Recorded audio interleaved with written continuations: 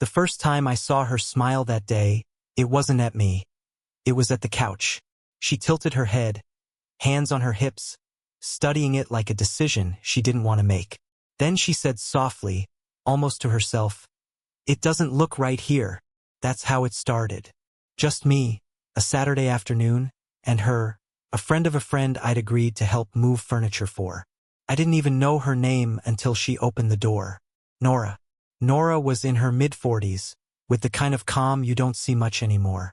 Everything about her was quiet, her voice, her movements, even her perfume. But quiet things have gravity, and she had plenty of it. She stood barefoot in the middle of her living room, hair up in a loose knot, one strand hanging by her cheek. I caught myself watching her too long, and she caught me watching. The corner of her mouth twitched. Not quite a smile, not quite disapproval. "Could you help me shift it?" she asked, nodding toward the couch. Her tone was polite, but her eyes, they lingered. Not in a flirtatious way, more like she was curious what I'd do next. We lifted together. The couch was heavier than it looked, the kind with wooden arms and too many cushions. She counted softly, 1, 2.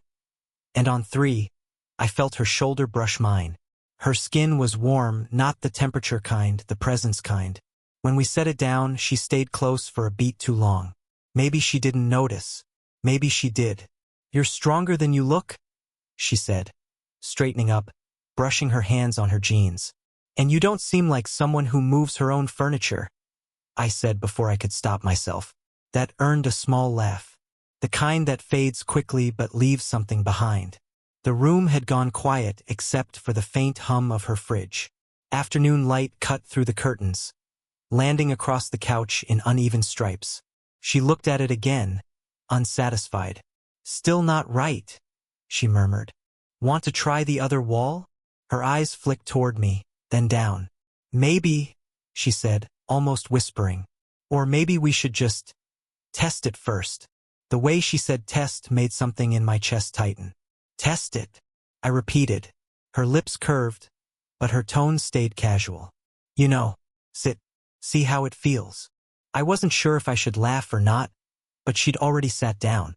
She crossed one leg over the other, hand resting lightly on the cushion beside her, eyes expectant, as if she'd invited me to step into a moment neither of us had planned. So I did. I sat. The space between us felt intentional. Not too close, not too far. Close enough that I could smell her shampoo, faintly citrus and warm. She leaned back, slow, testing the cushion with her hand. She said. Firm, but not too firm. I turned toward her, pretending to study the couch too. "Seems comfortable enough." "Comfort's tricky," she said. "Sometimes you don't realize how right something feels until you're sitting in it for a while." Her eyes stayed on me when she said it.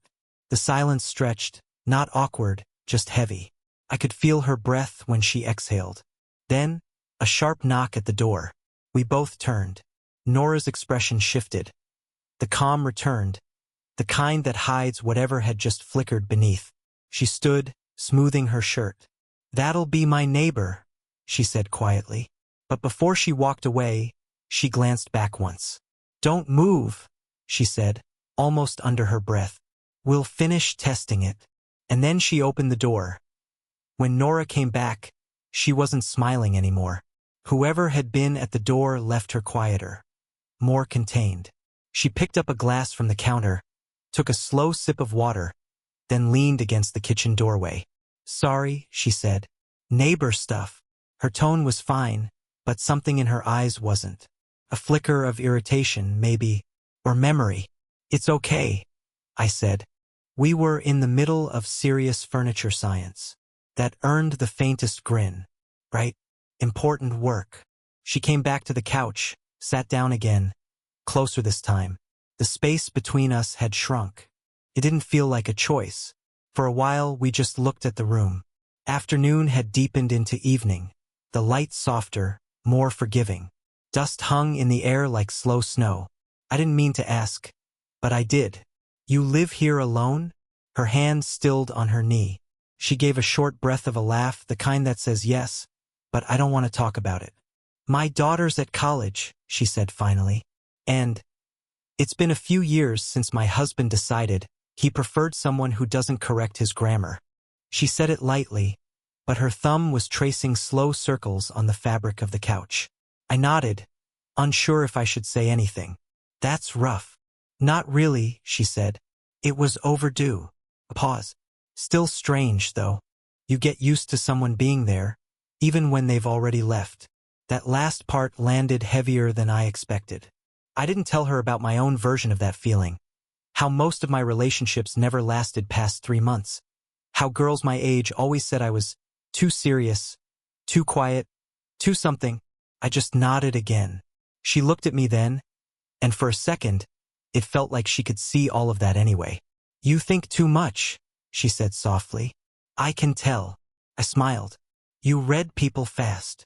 I try not to, she murmured. It gets messy.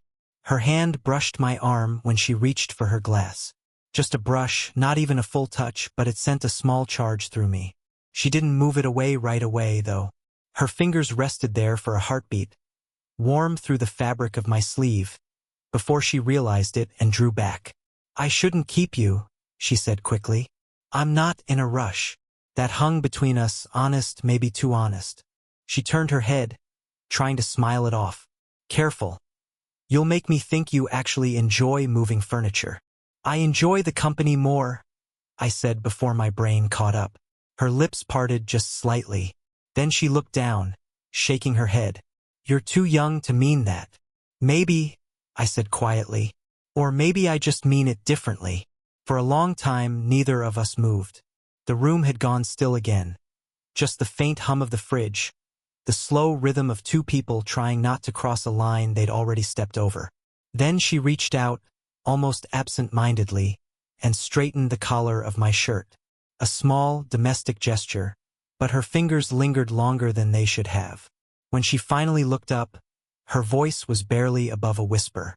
You should come by tomorrow. There's still more to move. But the look she gave me said it wasn't furniture she was talking about. The next afternoon I was back, pretending it was about the coffee table this time. Nora opened the door before I could knock twice. Her hair was down, loose waves falling past her shoulders. She hesitated when she saw me, like she'd almost convinced herself I wouldn't come. I didn't think you'd actually. I said I'd help. I cut in, smiling. Can't leave a job half-finished. She stepped aside, but her hand brushed my back as I walked past. Just a small touch, but it left a mark. Inside, the house looked different. Lived in. A mug on the table, music low in the background. The kind of old soul track you hum to without realizing. She pointed to the far corner. The table goes there, I think. I lifted it easily, waiting for her to decide. But she was standing close, closer than yesterday. Her fingers traced the outline of the tabletop absently, but her focus wasn't on the furniture. Here? I asked. She blinked, then nodded. Yeah, that's fine. We both knew it didn't matter. When I straightened up, our faces were a little too near. Her perfume was faint, cedar, orange peel, something warm underneath. She didn't move. Neither did I. A sound broke the stillness, her phone buzzing on the counter. She looked over, frowning. The screen lit up with a name. Claire. Her daughter. I stepped back as she picked it up, voice shifting instantly. Lighter, casual. Hey, honey. Yeah, no, just unpacking still. A small laugh. No, a friend's helping. Friend. The word landed hard, but not in a bad way. Just sharp. She caught my eye while she talked, as if checking whether I'd heard. I was pretending not to. When the call ended, she set the phone down carefully, not meeting my gaze. She worries, she said. Thinks I don't talk to people enough. Maybe she's right. That made her look up. And you think you're helping? Trying to. For a heartbeat, the air between us tightened. Not heavy, just charged. Her breath hitched slightly. She turned away, pretending to fix a picture frame that wasn't crooked. It's complicated, she said after a moment. You know how people talk. People always talk. About me, though, she said. About someone my age. I stepped closer, slow enough that she could stop me if she wanted to. She didn't. And someone mine? Her lips curved, but her eyes didn't match it. Especially yours. The music played softer now, the record reaching the end of its side, the faint crackle filling the room. She was right there, her shoulder almost touching my chest, her voice quieter now. You should probably go before I forget. I'm supposed to know better. I don't think you've forgotten, I said. Her hand found the edge of my sleeve, gripping it just slightly. A silent plea not to move. We stayed like that, breath to breath, caught in a moment too fragile to name. Then a knock rattled the front door. We both froze. Nora's hand slipped away. Her expression shuddered, careful again. That'll be... she started, but her voice was thin. I didn't ask who it was. I already knew it was someone who shouldn't see me there. She glanced back, just once, eyes soft, conflicted. Wait in the kitchen, she whispered, and even as she turned toward the door, her fingers brushed mine again. The smallest, most reckless goodbye. When the door finally closed again, the house fell into silence, the kind that makes every breath sound too loud. Nora stood in the hallway, one hand on the wall. She didn't look at me right away. Her shoulders rose and fell once. A slow exhale. It was just my neighbor, she said finally. She wanted to borrow a ladder. I nodded, but neither of us moved. The tension didn't fade this time. It deepened, pulled tighter like a string. She turned toward me, her voice quieter. You shouldn't still be here. Do you want me to go? Her eyes flicked up, then down. That's not what I said. The air between us felt charged again. Same current, stronger now. She stepped closer, arms folded, as if holding herself in place. This isn't, she began, then stopped. You're young. I know. And I know that too. The corner of her mouth lifted, but her expression betrayed her. Too much conflict, too much wanting. Then why do you keep showing up? She whispered. I took a breath. Because you keep opening the door. That broke her composure.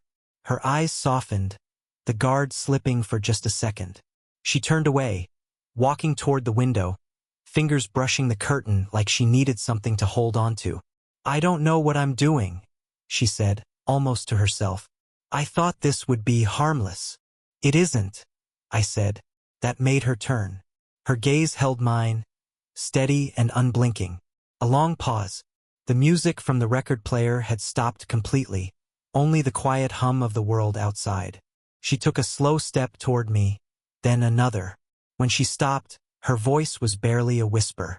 You make me feel seen. Do you know how rare that is? I swallowed. Maybe that's all I'm trying to do. Her hand came up, fingers trembling slightly as she brushed a strand of hair from her face. I caught her wrist without thinking, gentle, not restraining. Her skin was warm. She didn't pull away. For a moment, the world shrank to the space between us. Her breath mixing with mine, the faint scent of coffee and citrus, the pulse at her throat just visible beneath her collarbone. You should go, she said, but her body leaned in, betraying her. I shook my head. Tell me to go and I will. She didn't. Instead, she exhaled shakily and stepped closer until our foreheads almost touched. This is a mistake, she murmured. Maybe, I said, but it feels like the right kind. Her hand slid to my chest, just above my heartbeat. I could feel her fingers tremble, the restraint in every inch of her posture. Then she looked up, eyes dark, searching, vulnerable. If you touch me right now, she said, voice unsteady, I don't think I'll stop you. I lifted my hand, brushing her jaw lightly, thumb tracing the edge of her cheek. She didn't move away. The space between us vanished. Half a breath, half a second. And then, just as our lips nearly met, her phone buzzed again on the counter. The sound snapped the moment in half. She closed her eyes, stepped back, whispering, Don't. But the word didn't sound like no. It sounded like not yet. The silence after the phone buzzed stretched too long. Nora turned away, gripping the counter with both hands. The sound of her breath was the only thing moving in the room. I should answer, she said quietly, but she didn't. The phone kept buzzing, then stopped, then started again. Finally, she picked it up, glanced at the screen and froze. Her voice came out small. It's him, her ex-husband, the man who'd left her for someone else.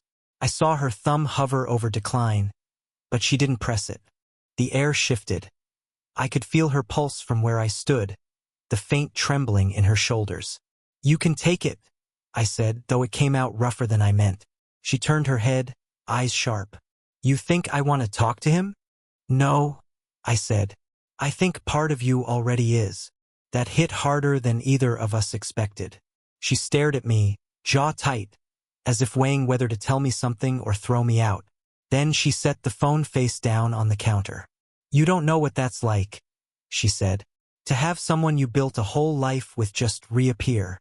Maybe not, I said. But I know what it's like to be invisible to someone who matters.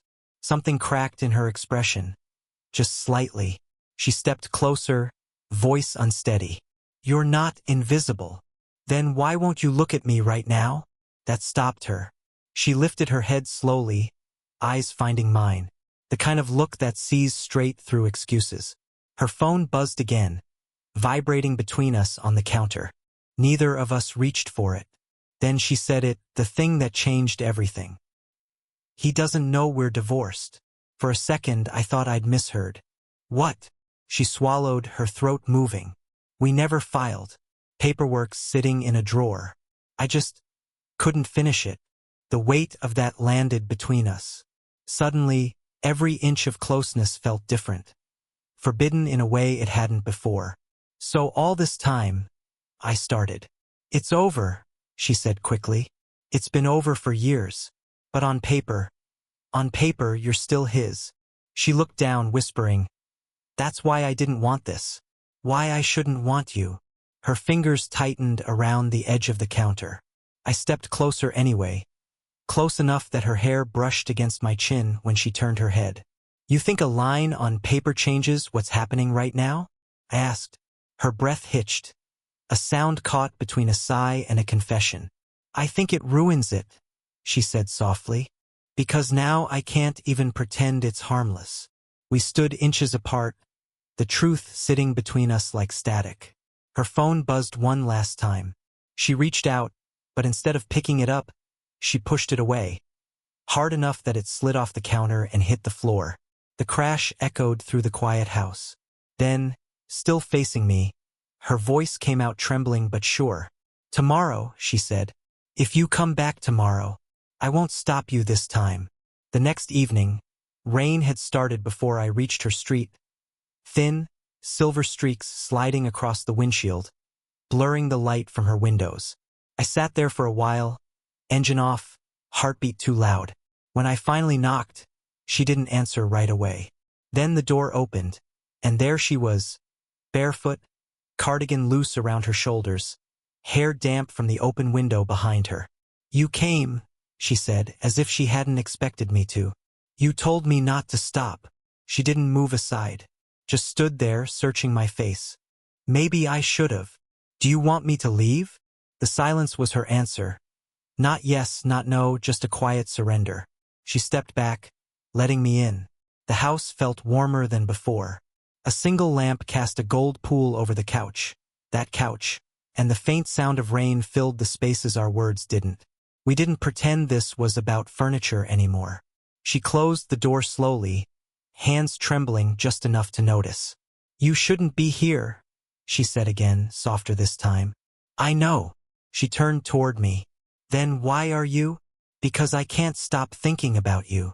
That landed between us like a stone in still water. No echo, just truth spreading through silence. She exhaled, shaky. You don't know what you're doing. Maybe not, I said. But I know what this is. And then I stepped closer, one pace then another, until she was almost against the wall. Her breath hitched. I could feel the heat from her skin, the faint scent of her perfume rising as she tilted her chin up. Her voice was barely there. Say it. I don't want to keep pretending it's nothing, I said. I don't want to keep pretending I don't. She pressed a hand against my chest, stopping me mid-sentence, but she didn't push me away. Her palm stayed there, feeling the rhythm under my shirt. "Don't," she whispered. "If you say it, we can't take it back." "I don't want to." Her eyes flicked up, and for the first time, she didn't hide. There was fear there, and wanting, and years of quiet that had nowhere else to go. Rain tapped against the windows. A gust of wind pushed through the open crack, lifting the hem of her cardigan. I reached up, brushing a strand of hair from her face. Slow, deliberate, my fingertips grazing the line of her jaw. She leaned into it. For a moment, it was all heartbeat and breath. The space between us vanished until there was none. Then she whispered, "If you touch me now, it means something." "I know," I said, and I did touch her. Just her face, just enough for her to close her eyes. No more words, just the silence that comes when two people finally stop running from what they already knew. When she opened her eyes again, they were calm. No hesitation left. "This isn't about age," she said quietly. "It's about time." We both stopped waiting for someone else to give it back to us. We stood there, forehead to forehead, the world narrowing to rain, warmth, and breath. Neither of us said the word love. We didn't need to. We'd already crossed it. Morning came quietly. A thin light spilling through the half-open curtains, soft enough to make everything look gentler than it really was. Nora sat curled on the couch, knees drawn up, her cardigan wrapped tight around her. The rain had stopped sometime after midnight, leaving the air heavy and clean. I was by the window, staring out at the empty street, trying to find something to say that wouldn't break the stillness. Neither of us had crossed a line we couldn't return from. Not entirely. But everything had changed anyway. She looked up when I turned, eyes softer, tired in a different way. "You didn't sleep," she said. "Did you?" "A little." A pause. "Enough to realize I don't regret it." That caught me off guard. "You don't." She shook her head, smiling faintly. "You think I've gone through 40-something years without making a few complicated choices? This one just feels honest." I sat down beside her, close but careful, our shoulders brushed, not by accident this time. "You're worried what people would say," I said. "I used to be," she admitted. "But I think I'm finally tired of living by other people's rules. Maybe that's what getting older is, you stop needing permission." Her fingers moved toward mine, hesitating once before threading through. The warmth was immediate, grounding. I laughed quietly, rubbing my thumb over her knuckles. "And what if people talk anyway?" She leaned her head against my shoulder, voice muffled. "Then let them talk. They always do. At least this time, they'll be talking about something that's real." The quiet settled again, easier now. A kettle clicked on in the kitchen. She'd said it earlier and forgotten. I went to get it, but she caught my sleeve before I could stand. "Stay," she said softly. I did. For a long time, we just sat there. No need for explanations or plans. The world outside moved on. Cars passing, a bird on the fence, and none of it touched us. After a while, she turned toward me, eyes tracing my face like she was memorizing it. "You still think this is a good idea?" "I think it's the only one that's felt right in a long time." She smiled at that. A real smile, the kind that reached her eyes. "You say that like you've lived a lifetime already." "Maybe I just started," I said. She reached up then, brushing her hand along my jaw. The gesture was slow, deliberate, tender. She pulled me closer. Not to kiss, just to rest her forehead against mine. "This is enough," she whispered. "Just this."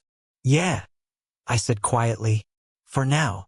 We stayed like that, her breath steady against my skin, her fingers tangled in mine, while the light crept higher across the room.